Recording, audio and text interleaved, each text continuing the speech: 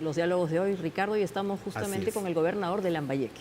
Para empezar a conversar con él. ¿Cómo está, gobernador don Jorge Luis Pérez Flores? Muy buenas noches.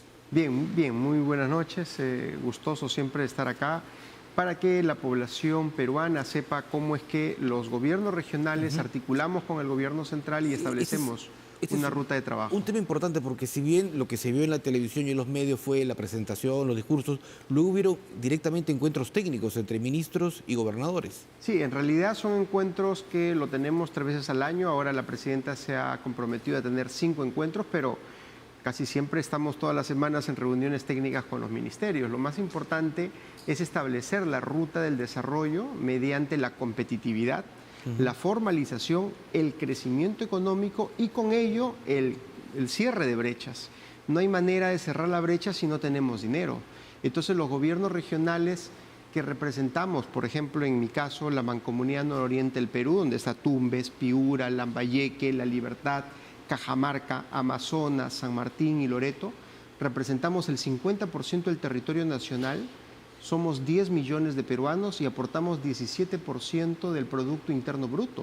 Y eso realmente es importante considerarlo porque nuestra estrategia de unificar la economía de Cajamarca con Lambayeque, por ejemplo, es muy prodigiosa. Tenemos la minería de La Granja, que tiene casi 4.000 millones de reserva de cobre, ¿de acuerdo? Que el cobre es el commodity más importante en este momento mundial, el celular, el micrófono, los audífonos, todo es cobre. Entonces, esta es la era del cobre y dejar de lado, por ejemplo, La Granja y no aportar como lambayecanos nosotros, nuestro parque industrial, para que se industrialice el componente del cobre y tengamos el puerto de Eten para que pueda salir al mundo, pues simplemente no estaríamos siendo propositivos en el desarrollo del Perú. Como nosotros sabemos que Yabeco no ha tenido el impacto que nosotros hubiésemos querido como país, pero con La Granja vamos a posicionar por lo menos con una ruta de por lo menos una producción de 500.000 toneladas por año, o sea, 500.000 de toneladas por año de producción de cobre. Es importantísimo en realidad para nosotros considerar una estructura económica macrorregional y que el Perú sepa que los gobiernos regionales estamos trabajando a ese nivel. Nosotros, como podrá ver, no estamos en los pleitos del día a día porque estamos muy enterados de la problemática para poder cerrar las brechas, que es lo que no nos deja dormir. Claro, y probablemente por eso también esta cumbre ha hecho énfasis en el hambre cero, que es un problema que lamentablemente se ha incrementado últimamente en el país. Las lluvias también eventualmente van a afectar la cadena básica de muchos peruanos. En Lambayeque, ¿cómo están manejando esa situación? Mire, nosotros hemos establecido un componente que creo que es importante considerarlo, del déficit al superávit, o sea, del problema a la solución.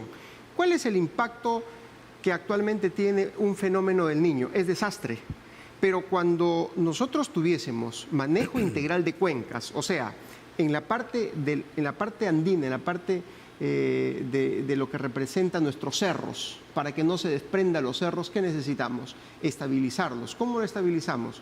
Con forestación, con reforestación, presas de laminación, que son los que disminuyen el impacto de los huaicos, y además, para que se pueda pagar lo otro, tenemos las presas de regulación, o sea, donde se regula, donde se almacena el agua, para poder sembrar frontera agrícola, o sea, aumentar nuestra capacidad de sembrar. ¿Y cuánto se ha avanzado allí justamente para disminuir o ignorar el impacto del fenómeno? Es que todo eso ha terminado desde el año 2017, no es de esta gestión, por si acaso.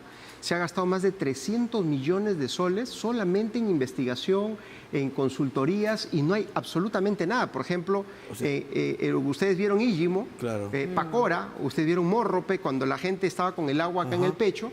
Ya, eso representa una cuenca que le llamamos nosotros la cuenca del Valle de la Leche. ¿Cuántas cuencas ciegas hay? Nosotros tenemos 5 cuencas. Ya. Tenemos Saña, tenemos Chancay Lambayeque, tenemos el Valle de la Leche, el Valle Motupe, el Valle Olmos y Cascajal. El Valle de la Leche, que es el más difícil porque la cabecera de la cuenca, o sea, la cabeza donde nace esa cuenca, es Incahuasi, Cañaris y Salas. Común denominador, quintil de extrema pobreza. En los pies, porque no se va al mar, es un río endorreico, no llega al mar, se queda en Mórrope. Mórrope, quintil 1, extrema pobreza. Entonces, la pregunta es, ¿qué solucionaría en el Perú pasar de la extrema pobreza a la competitividad? Tampoco hablo de extrema riqueza, pero sí a ser competitivo, o sea, un quintil 3. ¿Qué significaría? presas de laminación, regulación, defensas ribereñas, vías logísticas. O sea, a eso voy. Lo que antes se convertía en un problema, en un desastre, ahora más bien decimos, papá Dios, que venga el agua para almacenarlo, porque necesitamos ampliar la frontera agrícola. Y ahí va la respuesta a la pregunta. ¿Qué solucionamos con agua? Frontera agrícola. ¿Y qué es la frontera agrícola? Agroexportación. Lambayeque está cerrando este año con $1.000 millones de agroexportación.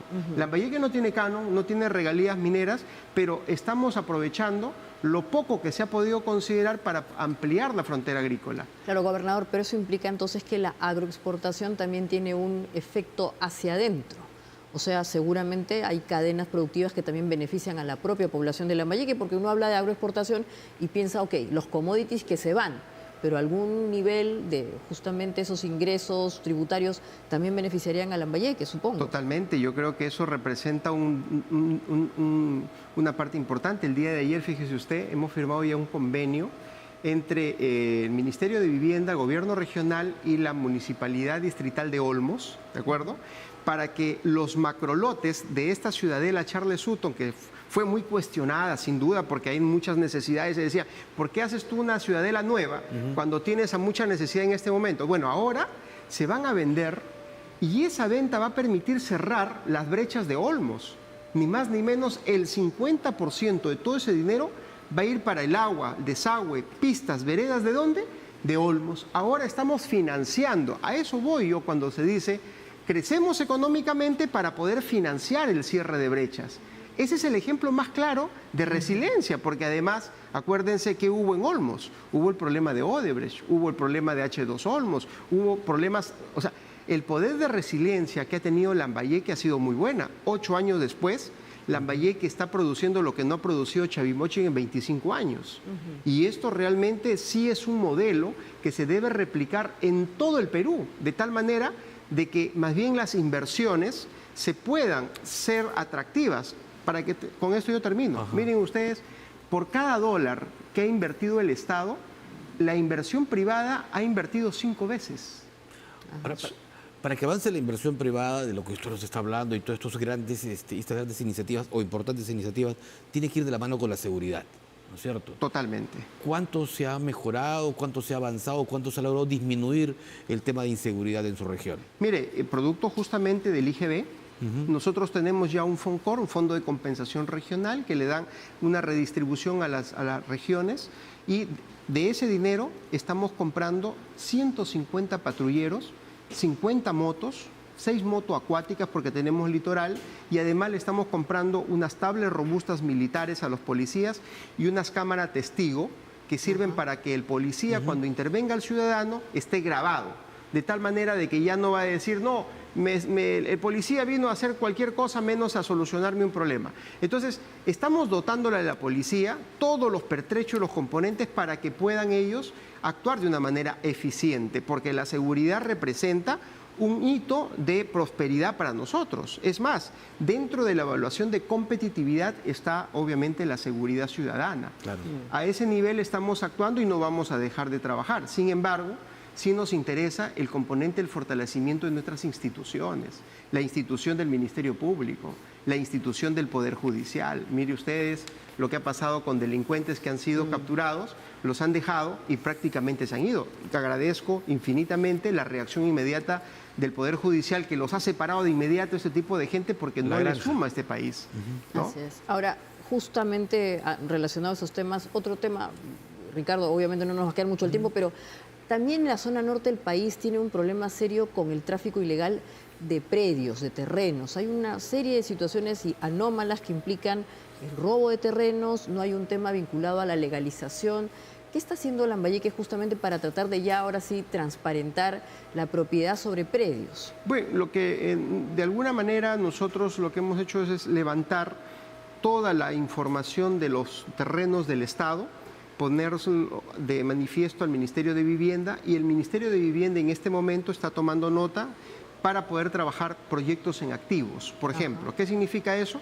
Nosotros le damos los terrenos al Ministerio de Vivienda, el Ministerio de Vivienda los evalúa con las empresas y ellos llegan y hacen desarrollo urbano, pero con componentes importantes, arborización, árboles, tantos árboles por ser humano, Por ejemplo, electricidad, que básicamente está directa relacionada a la fotovoltaica. Y lo más importante, que ahora, como yo quisiera que esto se quede claro, por favor, porque yo hago un llamado a todos los peruanos y también empresarios internacionales, Lambayeque acaba de poner en proinversión 6.500 millones de soles para que puedan invertir en Lambayeque. Y el punto neurálgico para este componente significa terminal marítimo de Puerto Eten. El terminal marítimo de Lambayeque o de Eten va a representar el engrandecimiento económico de Cajamarca, Amazonas, San Martín y Loreto. La estructura comercial que va a tener Lambayeque va a ser sin igual. Las ventajas comparativas no nos va a aproximar a quitarle carga a Piura o carga a la Libertad, todo lo contrario. Vamos a complementar y con el componente del cabotaje vamos a establecer una ruta muy importante con Chancay, que es nuestro vecino al sur de Lambayeque. Entonces, como podrán ver, dentro de poco, en unos 10 o 20 años, vamos a tener a una región nororiente del Perú bastante competitiva a nivel mundial. Ojalá. Ojalá, sí. Es interesante todo lo que nos está contando, gobernador. Muchísimas gracias por haber venido esta noche. Gracias a ustedes, Dios los bendiga. Don Jorge Luis Pérez Flores, muy gentil. Así es, y después del corte, Ricardo, vamos a volver con otro tema importante que también está vinculado con